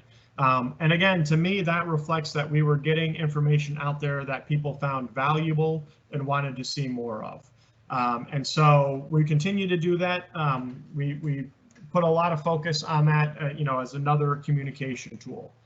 And then we did a pretty significant media blitz. We worked really hard to get out there and engage our media partners as to what's going on in agriculture. How can people feel comfortable and feel safe visiting a farmer's market or a farm stand? I won't take responsibility from the department or for myself as to all of the media attention that we got, but we were consistently pinging media partners with our media releases, with our ag reports, and highlighting agriculture. And we saw that those then generated additional stories and follow-ups. We did a number of interviews, TV and radio, with myself, or if I wasn't available or we wanted to pass it off, we had farmers participate. Again, just to keep that line of communication open, that Connecticut agriculture was open, that as you think about what's important, where you get your food, what local businesses you're going to support, your local farms should be a top priority. And during the course of this, we also launched the Connecticut Grown Media Campaign. We're 10 weeks into our 22-week campaign, just to have some of that paid advertising out there and continue that messaging. The governor and lieutenant governor were fantastic. The governor on June, I believe it was June 20th, the day that we reopened a significant part of Connecticut's economy, chose the day to be highlighting Connecticut agriculture. And to me, that's just a tremendous compliment to the sector, to the work that's been done, and to his acknowledgement that this is a very important segment. And so we went to a vineyard, we went to a specialty crop farm, and then we had lunch at a farm-to-table restaurant. It was a beautiful day. It was very well received by all the places we visited, and it was a nice way to reopen parts of Connecticut that had very limited access for the previous 3 months. And the lieutenant governor was nonstop. Where can we go? Who do we need to highlight? I will say that Connecticut Farm Wineries is last on the list. she had asked for it to be a lot higher on the list, and we kept dangling it out there as next week we'll get to a farm winery. But before we do that, we've got to highlight this next component of agriculture. And so not necessarily on a weekly basis, but every probably 2 weeks, we were highlighting another segment in Connecticut agriculture. So we highlighted the dairy donation from the Connecticut Milk Promotion Board, that the Connecticut dairy farmers donated $60,000 to Food Bank and Food Share to make sure that dairy products were being distributed through the mobile pantries. Bishop's Orchard to talk about farm stands and how they've been adapting and moving forward. Hastings Farms to talk about local farm stands and what you can buy at your local farms. Jeremiah's for the greenhouse industry, looking at Easter flowers and understanding that we have a significant inventory in the state. So please, consumers, look for these places. Fairweather Growers was the weekend before Mother's Day. So, you know, when you're looking to get your spouse or your mother a gift, you know, think about your local nurseries as a way to support them and get something Connecticut grown. The aquaculture industry was significantly hit, and so letting people know that there's a direct-to-consumer component. And then how do you shuck an oyster? That was a question we got a lot. Ciccarelli's Harrison Hill Farm as we entered strawberry season. And then finally, Connecticut Farm Wineries as a way for people to get out of the house, get a glass of wine or a bottle of wine, visit a local business, and help that industry through it as well. I know we're running close to time here, and so I'll skip through a couple of these last slides so we have some time for Q&A. But when we see what happened to the market, these were very, very significant challenges.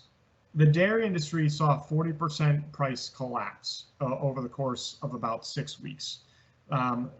The market collapsed. For those who don't know, about 40% of the milk that's produced in America goes to institutional and wholesale buyers.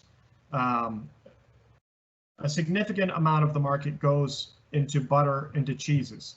And so when you take away institutional buyers and processed products, and you take away schools and hotels and universities, there's just no place to move that milk. And so the price responded by falling nearly in half.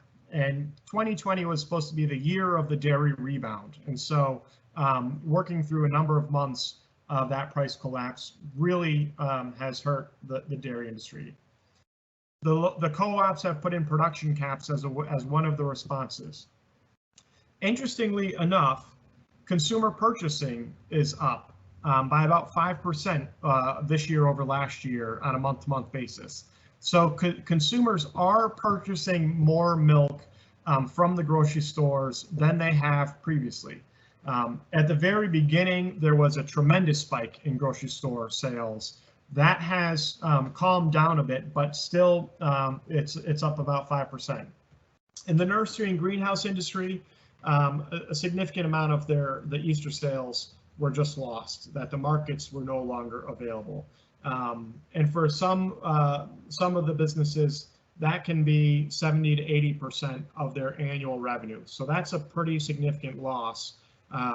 The vast majority of our nursery and greenhouse sales in Connecticut happen leading up to Easter and then the couple weeks after Mother's Day and Memorial Day. That's the window for their business. And obviously, you know, COVID was high at that point. But what we saw, and this was important, that nurseries were open, was that direct sales were up, that folks were investing in their backyards, that they were redoing their flower beds and beautifying their homes. And so although other channels were down, the nursery sales were up. Some of our larger nursery operations move a lot of product out of state. Because not every other state had kept as many components of their agricultural industry open through the emergency orders, those sales were lost and they had to find new homes for them.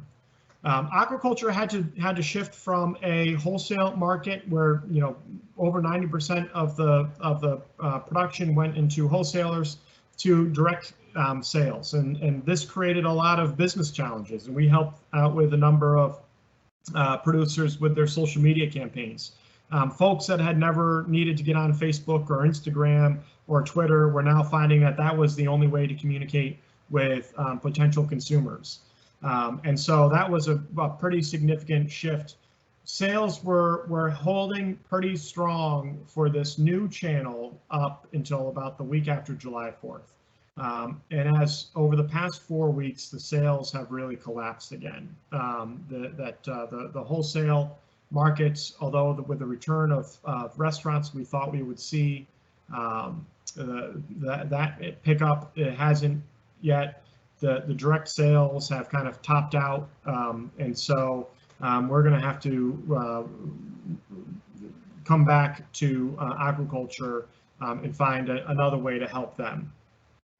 Direct sales saw a tremendous increase. We saw an increased consumer demand. CSAs were filled very early, and producers were trying to add CSA spots. They were repurposing production that they were going to dedicate to farmers markets or their farm stand into CSAs, which was great to see. But that came with other costs, and so they had more labor costs as they prepared for CSAs. They had more input costs as they were buying masks and gloves and hand sanitizer to provide a safe environment. They were shifting the hours that employees were working, and so they had a larger number of employees working smaller numbers of hours to make sure that there was no, reduce the proximity for COVID to spread in their operation. So what have we learned, and what does the post-COVID industry look like? And these are, again, we are not, and I'm not proclaiming or thinking that we're post-COVID by any means, but I think we're at a point in time where we have an opportunity to reflect. Given that we've worked through kind of the ramp up pre-Executive Order 7H through a number of the seasons and the challenges, there's a little lull here as we get prepared and we look forward to, what does agritourism need? What do choose and cut Christmas trees need for the fall and into the winter? One of the nicest texts that I received was a greenhouse operation farm stand grower made his parking lot available to an aquaculture operation, and just said, we helped connect these folks, but you can sell your shellfish here in my parking lot. So as people come in to buy the vegetables, they might pick up a bag of clams or oysters. Let's see what happens. It's not going to cost me anything. It may help you out.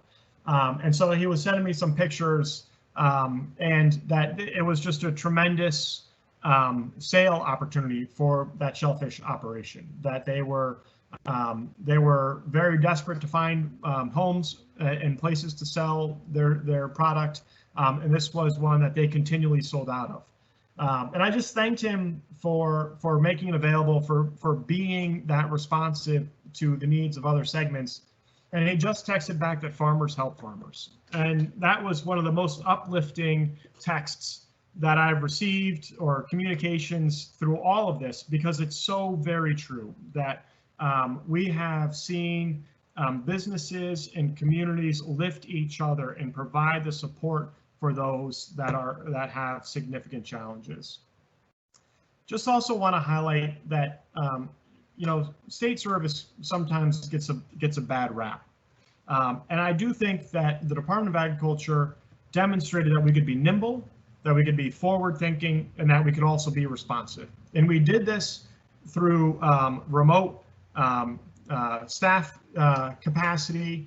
We did this through generating all these guidance documents and that producer dialogue. That I think we did a really nice job engaging this industry and making sure that it was a dialogue. It wasn't your normal regulator pushing information out and not receiving information back, but that we did just make sure that it was a two-way conversation. Consumers have been reintroduced to the value of agriculture, the importance of a local food supply, and why they need to support it. And so to that end, we had been planning pre-COVID and continued during COVID, Connecticut Grown media campaign. And we are revising that media campaign to be more COVID responsive. We have the silver lining and the spotlight from the marketplace, and we need to make sure that we continue to highlight it, that we continue to keep that interest, and that we're not just making, you know, an initial one-time experience, but we're developing a lifelong customer base for the industry. We also recognize that we've got a number of gaps and weaknesses in our food system. And the more reliant we are on a food system that is outside of Connecticut, the more fluctuations we'll see in the ability and the opportunity for consumers to have access to food. And so these are a couple of the items that we will be looking at as part of our grants programs. How can we strengthen these components? How can we continue to build on these relationships that we've made and the level of attention we've received to build a stronger, more resilient food system for a post-COVID world?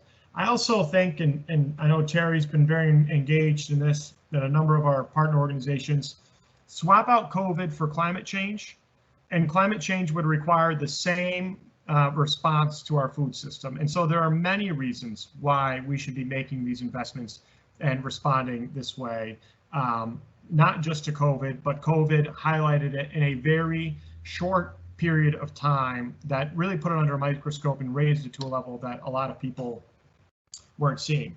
How do we, you know, should this be a regional effort? What can we do in Connecticut? What are other New England states that have similar agricultural industries working on? We're really engaged with our sister agencies across the Northeast and small state production on this.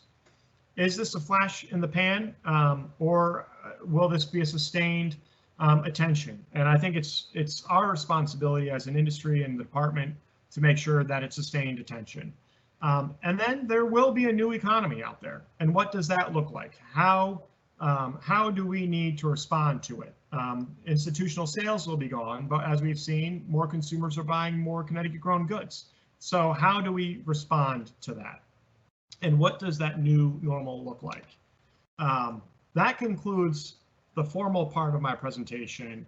I really appreciate the opportunity to talk about all this and go through it in such a fashion, but I want to open it up for thoughts, reactions, and questions from folks that are on the line. Thank you for a very interesting talk, Commissioner. I'd like to remind our viewers that if you'd like to ask a question for the Commissioner, please click on the question mark and a question and answer box will open up and you can type your question in. We have a couple of questions already. The first question is not about your particular talk, but do you know if there are any reports of farm damage from our wonderful storm last night? And could you comment on what happened to the farms? Yes, 2020 is the gift that keeps on giving. That's unfortunate in that way. We have some reports. Our inspectors are calling around to producers. We've got a number of reports of crop losses, corn that's been put down. We also have a number of places that have said that they did not get significantly impacted, which was great. In fact, I was texting with a producer in the Connecticut River Valley earlier this morning. He was actually hoping he could have gotten some of the rain, that he's so dry that he was hoping to get some of the rain, but the wind did some damage, but not as bad. Haven't heard any reports of infrastructure losses. A lot of reports about power outages. The Hillendale feed mill is one of those that lost power. We have, through the Emergency Operations Center, elevated that to be a critical infrastructure, listed as a critical infrastructure. So it is a priority to get energy restored, electricity restored to the mill. If people have questions or know of operations that need to be addressed, please send them over to us. We will work the systems to get as much attention as we can and as quickly as possible. Thank you. The next question comes from a viewer who is curious if there was any reports of COVID-19 being transferred to or from farm animals. No, that was, thankfully, we didn't see that. That was one of the things that kept me up a lot in the very beginning. We did see at the Bronx Zoo, I believe it was 2 tigers that had been exposed to COVID that demonstrated and then demonstrated COVID symptoms and then tested positive. And then a number of house cats actually tested positive for COVID. They were in houses that had COVID positive residents. So interestingly, the coronaviruses, the family of coronaviruses, the felines are susceptible to that, and that's a long documented history.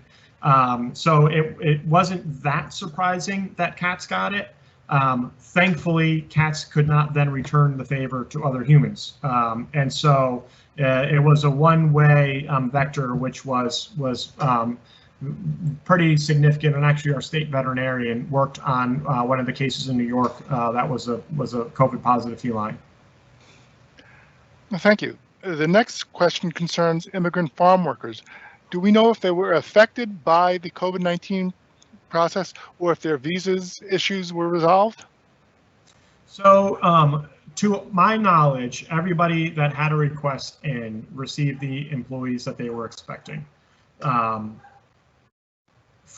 what I've heard from the industry is that is not a perfect system in a good year, and that this year was a less perfect system for a bad year.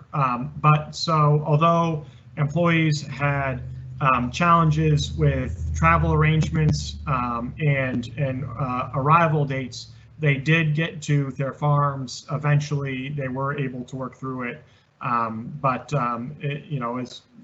it just took a little bit of flexibility and some continual pressure with the State Department and the Department of Labor to keep those moving forward. Great, thank you very much.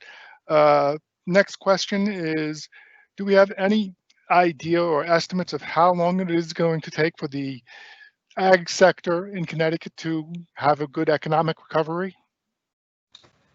Well, I think that's one of the outstanding questions on the entire economic recovery. The fact that the additional unemployed insurance payment was expired on Friday means that 300,000 Connecticut families have $600 fewer to spend in the economy. So food is one of those critical things that they're going to need to spend their money on, and they have less money than they had before because of COVID and because of federal inaction. We also know that Connecticut, although we think we do a very good job with our SNAP outreach, the number of SNAP applications and enrollees lags the percentage of the population that's eligible. So we've got to do a better job of working with citizens to make sure that they know that they could be eligible for SNAP and to fill out the forms to get access to SNAP. So one of the conversations that Commissioner Dave Lehman of DECD and I had very early about the importance to keep agriculture open and listed as an essential business was that we need to keep segments of the economy running. And this agriculture seemed to be a way that we could safely keep farms running, people employed, people getting a paycheck. But that's to do the production. The sales piece is dependent on so many other components that I think our job at the department is to help manage the risk as farms shift from what they used to do to meet the new consumer demands. And so I had up on one of the slides, additional value-added processing or manufacturing. How can we help folks make that transition or that leap from production to processing to extend their shelf life, to get a more of the grocery dollar to them? We can help them with that, but we will still need a consumer base that has funds and available money to purchase it. And that's, a question that I'm not capable of answering today. Well, thank you for trying. Next question is, were there a lot of interactions between the ag departments in Connecticut and the other regional ag departments, New York, Massachusetts, Rhode Island, in our surrounding states? It wasn't limited to just the surrounding states. We actually, the National Association of State Departments of Agriculture, we had a standing monthly meeting, and we moved that to, I think we were meeting twice a week for the initial month, and then on a weekly basis thereafter. And that was for all of us across the U.S. to participate in, and that was very helpful because it did what I think the goal of the question is to make sure that people were sharing information and working through challenges with understanding what's happening in other states. Great, thank you. We just had a new question in from a viewer who wanted to know that it says that Food Share is spending $40,000 a week to distribute food to the people economically distressed with COVID-19. Are Connecticut farmers part of this supply line? And if not, why? Some Connecticut farmers are, and that's, as some of you may know, the governor asked me to be responsible for the food system and food response. That's a 2-hour lecture and a future date. There are some real significant challenges in that world that we don't have time to get into today, but a number of Connecticut farms do donate, participate with the food banks, their local food pantries. The Connecticut Milk Promotion Board did a grant program to food pantries to get coolers in the pantries and then stock them with an initial supply of dairy products. But the short answer is not enough, and more should be and could be done. Great. Next question has come from a viewer who wants to know about, in the marketplace, is there a risk of infection from produce handled by farm workers or other consumers? So I guess it's a question about COVID-19 transfer from produce. This was one of the questions that I answered very often, especially on the outset. According to the CDC, there is no known transmission of COVID-19 on food. And so produce is safe to purchase. You have a limited risk. Of course, where you are and what you're touching when you're looking at the produce or purchasing the produce, if you touch a door handle that somebody was COVID positive touched, earlier, that's not the produce issue, but there are other environmental factors to take into consideration. As part of the food response that we're coordinating through the department, one of the components is how do we keep COVID positives, COVID contacts, and then also higher risk populations outside of grocery stores, and how do we get food delivered to them to make sure that they're reducing the risk in their community for the spread of COVID. Great. One more question was on was the routine milk, dairy, food safety surveillance work continuing throughout this time? And and if it wasn't continuing, has it started up again? So we restricted our inspections significantly initially, and we moved from our regular inspections to more of a complaint or threat inspection service. So recognizing that we wanted to manage the risk of our employees and introducing them to a number of farms, but also recognizing that we didn't want our employees to become vectors of COVID positives from farm to farm. Also understanding that we didn't want farm employees to be exposed without taking into the risk that if they had to, COVID positives, they would likely have to shut down, and that'd be a significant economic harm to them. We have since, over the past 7 weeks, started our inspection programs back with our regular frequency. So it's not just based on complaints or concerns. We're doing proactive inspections. We are doing this in a way that's a little bit different than before. We had the ability to do kind of on-site spot inspections. Now we're making sure that somebody at the farm is there that's available. We have, a significant amount of PPP available for our inspectors. We limit the number that they do on any given day, and have increased the protocols that our inspectors need to have before and after the visits. But we are getting closer to more normal operations. This is the closest we've been since March 16th. Okay, and one final question before we end this morning session is, can you tell us a little bit about how the new hemp program worked this year from a agricultural economic standpoint? It worked. I have been signing new hemp applications as of last week. And so we have, I believe, 100 acres in the ground this year, which is down from last year. But if people will recall, the license is a 2-year license. So we think a lot of people put hemp in the ground last year to try it out. This year, with all of the other challenges, they decided to not grow it. We are working with the governor's office, our congressional delegation, the USDA, and the state legislature on the hemp program.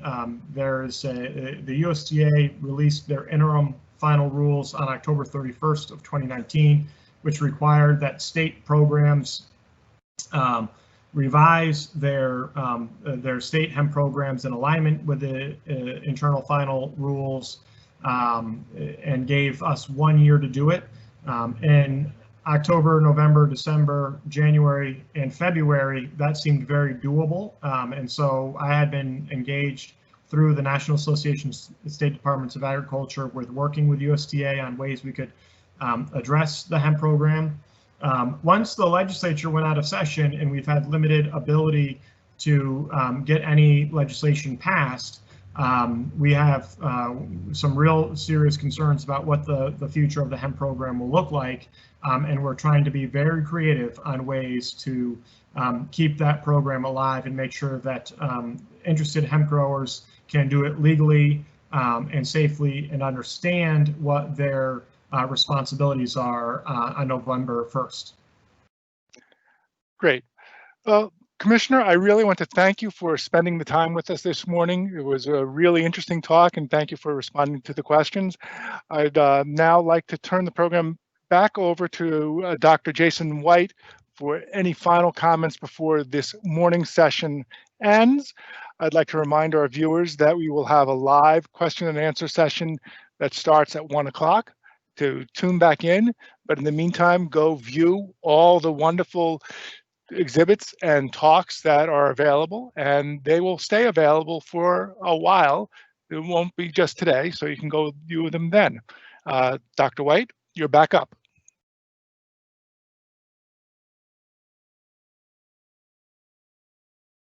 And you're muted.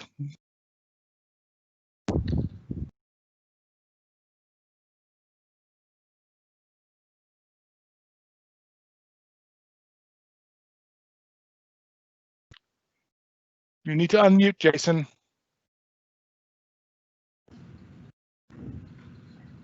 Can you hear me now? Okay. Yes. It said I was unmuted, but I guess I wasn't. So I was saying thank you, Brian, for moderating this morning, and especially thank you, Commissioner, for calling in and spending some time with us. So this will conclude the live stream portion of the event. The recording of the live stream portion will actually show up on the story map. It'll probably take a day or so for us to get that up, but for any that missed part or all of it, that will be part of the content that's available once we package this up. So as Brian said, I encourage everyone to take a look around on the story map, view all of the content in the different subject areas. And remember that the Q&A is available all day, and then specifically between 1 and 2:30 today, our short talk presenters will be available to answer questions. So again, thank you for joining us, and enjoy the rest of your day.